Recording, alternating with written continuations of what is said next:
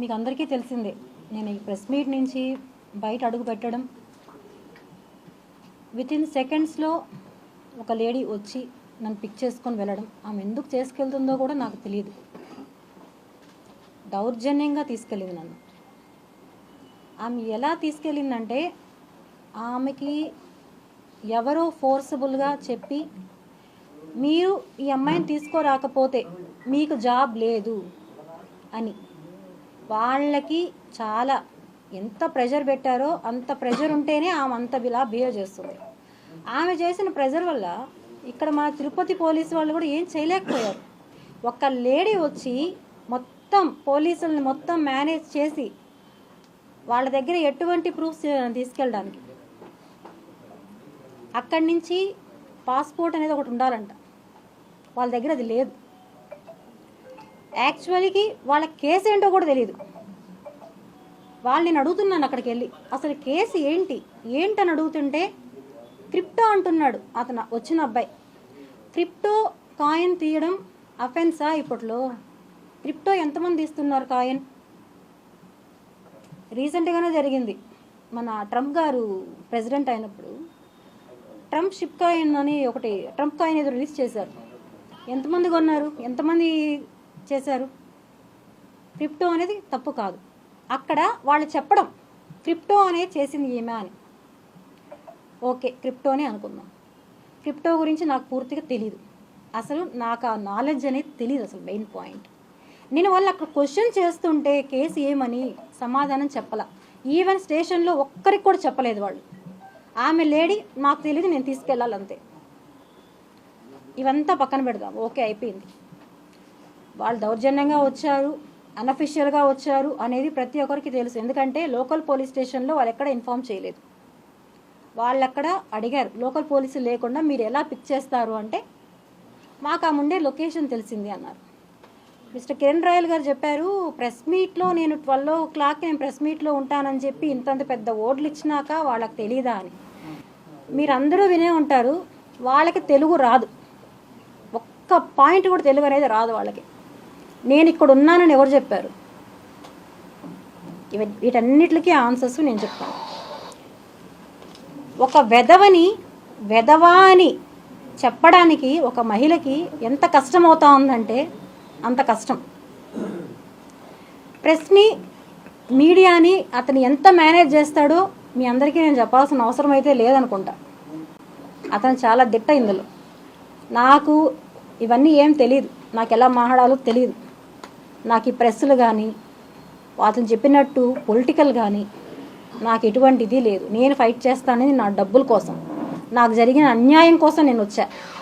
నేను కేసు పెట్టిన ఎస్పీ ఆఫీస్లో పెట్టిన సెకండ్స్లో ప్రెస్ క్లబ్ అవుతాని పిక్ చేయించాడంటే అతను చేసిన ఇన్ఫ్లుయెన్స్ ఏదైతే ఉందంటే అవన్నిటి గురించి చెప్తే, నన్ను అక్కడ తీసుకెళ్ళిన తర్వాత కోర్టులో ప్రొవైడ్ చేసిన తర్వాత అక్కడ ఎవరైతే జస్టిస్ ఉన్నారో ఆమె లేడీ అడిగింది, ఎలా తీసుకొచ్చారు అని అడిగితే బై ఫ్లైట్ అన్నారు.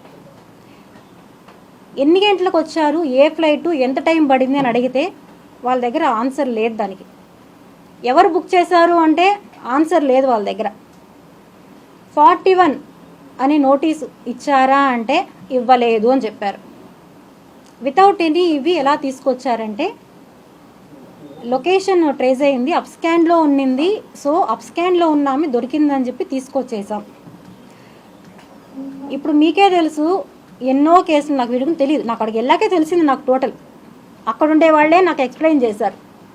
కొన్ని కోట్ల స్కామ్స్, తీవ్రవాదులు ఎంత వాళ్ళైనా కూడా వచ్చి ఇమ్మీడియట్గా 2 గంటల్లో ఫ్లైట్ వేసుకొని వచ్చేసి ఒక హోటల్లో, ఎవరైతే ఈ కిరణ్ రాయల్ ఉన్నాడో వాళ్ళని దింపి ఒక హోటల్లో ఒక ప్రైవేట్ ట్యాక్సీ బుక్ చేయించి, గవర్నమెంట్ ట్యాక్సీ కాదండి, నోట్ చేసుకోండి, గవర్నమెంట్ వెహికల్ కాదు, ప్రైవేట్ వెహికల్ తీసుకొని వచ్చి వాళ్ళని అక్కడ ఎక్కించి, మీరు అందరూ చూడాల్సిన విషయం ఏమంటే ఇందులో అన్అఫిషియల్గా ఒక అతను కారులో ముందర కూర్చోన్నాడు, వైట్ షర్ట్ వేసుకొని, ఒక పిల్లోడు. మీరందరూ నోటీస్ చేశారో లేదో నాకు తెలియదు. అతన్ని తీసుకొని ముందర కూర్చున్నాడు. అసలు అతను ఎవరు? పోలీసా, మీడియానా, లేకపోతే ట్యాక్సీ డ్రైవర్తో పాటు వచ్చిన అబ్బాయా? ఎవరతను? 20 ఏళ్ళ అబ్బాయి. వాడికి ఏ సంబంధం? లొకేషన్తో పాటు తీసుకొని వచ్చి ఆమె లక్ష్మి అని చెప్పి, నా దగ్గర వాళ్ళ ఫోటో కూడా లేదండి, క్లియర్. నేను అక్కడికి వెళ్ళాకే నా ఫోటో తీసుకున్నారు వాళ్ళు. లక్ష్మి ఇంత మీడియాలో 2 రోజులకు పబ్లిక్ అవుతా ఉంటే ఎవరికి తెలీదా అని చెప్పాడు. వాళ్ళకి ఏమీ తెలియదు, కేసు కూడా వాళ్ళకి ఏంటో తెలియదు. ఆమె ఒక లీవ్లో ఉంటే పిలిపించి ఫ్లైట్ టికెట్ వేయించి ఫైల్ చేతిలో పెట్టి 2 అవర్స్లో నీకు ఫ్లైట్ వెళ్ళు అని చెప్పారు. జరిగిన వాస్తవం ఇది. ఆమె దారిలో వస్తా ఆ మినిమం నాలెడ్జ్లో చదువుకునింది ఏమేమి ఉన్నాయని, ఏం కేసు అని. అందులో ఈ పాస్పోర్ట్ ఏదైతే ఉందో దాని గురించి కానీ ఇంకా ఏ ఉన్నాయో అవి ఆమె ఏమీ చూసుకోలేదు అసలు. ఓకే, అన్నీ అయ్యాయి. నేను ఇక్కడ ఒకటే అడుగుతున్నానండి. ఇప్పుడు నేను ఒక జస్టిస్, ఒక న్యాయవాది ఏమిచ్చారు? నాతో పాటు నా బాబుని తీసుకోమయ్యేదానికి పర్మిషన్ ఇచ్చారు. ఎందుకంటే నాకు థ్రెట్ ఉందని, నా హెల్త్ ఇష్యూ అని. ఇది అందరికీ తెలుసో లేదో నాకు తెలియదు. ఆయన వాళ్ళకే చెప్పాడు. రాసిచ్చారో లేదో నాకు ఐడియా లేదు. ఇచ్చారా కదా? ఓకే, మొత్తం ఆయన క్లియర్గా చెప్పారు. వాళ్ళు తీసుకెళ్తామని చెప్పి నాతో పాటే మా బాబు వచ్చాడండి, తీసుకొచ్చారు చెన్నై దాకా. చెన్నై ఎయిర్పోర్ట్లో ఏదైతే ఉందో బాబుని బయట పెట్టి టికెట్ తీసుకొని వస్తాము ఉండు అని చెప్పి ఇమ్మీడియట్గా నన్ను లోపలికి తీసుకెళ్ళిపోయారు వాళ్ళు. మా బాబుని అక్కడ నిర్దాక్షిణ్యంగా వదిలేసి తీసుకెళ్తామని చెప్పారు. అక్కడ జడ్జి గారు చెప్పారు తీసుకెళ్ళండి బాబుని వాళ్ళ మదర్తో, ఆయన పర్మిషన్ ఇచ్చాక. అంటే వీళ్ళు నన్ను కిడ్నాప్ చేస్తున్నారా? ఇంకేమన్నా చేయాలనుకున్నారా? ఏం జరిగింది ఇక్కడ? ఆ వైట్ షర్ట్ పిల్లోడు ఎవరు? టికెట్ తీసుకొస్తానని చెప్పి మా బాబుని వదిలేసి వెళ్ళిన వాళ్ళు ఎందుకని వెళ్ళారు? ఇవన్నీ ఎవరికి తెలియవు. ఎందుకంటే కిరణ్ రాయల్ గారు పెద్ద తోపు తురుము. ఆయన భాషలో చెప్పాలంటే ఇంకా ఎన్నో. ఆయనలాగా నేను మాట్లాడలేను, నాకంటూ కొంచెం ఉన్నాయి ఎథిక్స్. అతనిలాగా నేను కాదు. అతని ఫ్యామిలీ గురించి కూడా నేను ఇంకా డిస్కస్ చేస్తాను. సో అయ్యింది. తర్వాత ఫ్లైట్ టికెట్కి డబ్బులు లేకుండా మా బాబు రావడానికి ఆ మరుసటి రోజు సాయంకాలం కూడా రాలేకపోయాడు మా బాబు. కారణం ఏంటి? 6,000 రూపాయలు మా దగ్గర లేకుండా. ఆ పొజిషన్లో మరుసటి రోజు ఈవినింగ్ ఫ్లైట్కి మా బాబు రావడం జరిగింది. అదే రోజు మా బాబు నాతో వచ్చుంటే అదే రోజు ఈవినింగ్కి నేను ఇక్కడ ఉండుంటాను. ఎందుకంటే నన్ను వాళ్ళ కస్టడీ చెయ్యాలి. లక్ష్మి అన్నీ బయట చెప్తుంది. సో లక్ష్మిని బ్లాక్ చెయ్యాలి. ఇప్పుడు చేస్తే నా నిజాలన్నీ స్టాప్ అవుతాయి. ఎందుకంటే ఇంకో మహిళలు రారు కంప్లైంట్ కోసం. అయ్యో వీడి చేస్తాడు, మేము కూడా కంప్లైంట్ ఇస్తే అని భయంతో మిగతా మహిళలు రారు అని ఒక ధైర్యం, ధీమా. న్యాయం ఎక్కడన్నా గెలుస్తుంది. జడ్జే పిలిచి మొత్తం వాళ్ళు అపోజిషన్ లాయరే అండి, ఇక్కడ మా పక్కన లాయర్ కాదు, అపోజిషన్ లాయరే.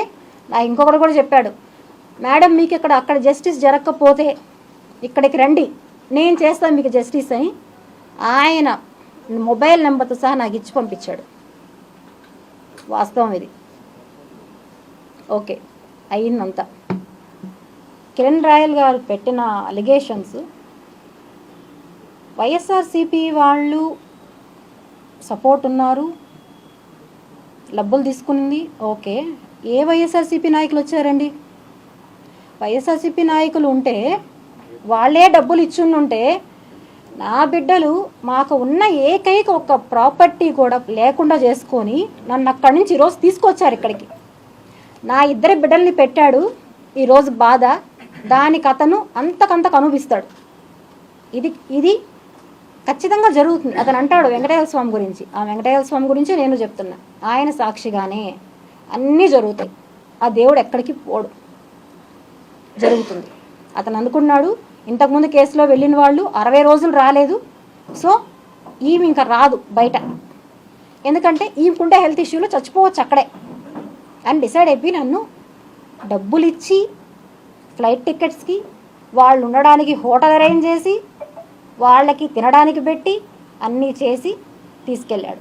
దీనికి సంబంధించిన అక్కడ అతను ఎవరితో మాట్లాడాడు, ఎవరికి అతను డబ్బులు పంపించాడు ఏమనేది కూడా నేను అన్నీ ప్రొవైడ్ చేస్తున్నాను. అక్కడ కాంటాక్ట్ నెంబరు అక్కడ ఆ పోలీస్ నెంబరు అన్నీ కూడా నేను ఇస్తున్నాను. మీ అందరికి గూగుల్ లింక్ షేర్ చేస్తాము వాట్సాప్లలో, అన్ని అందులో ఆల్ డీటెయిల్స్ అన్ని చూసుకోండి ఒకసారి, ఎవిడెన్స్లన్నీ క్లియర్గా ఉన్నాయి అన్నీ. ఇకపోతే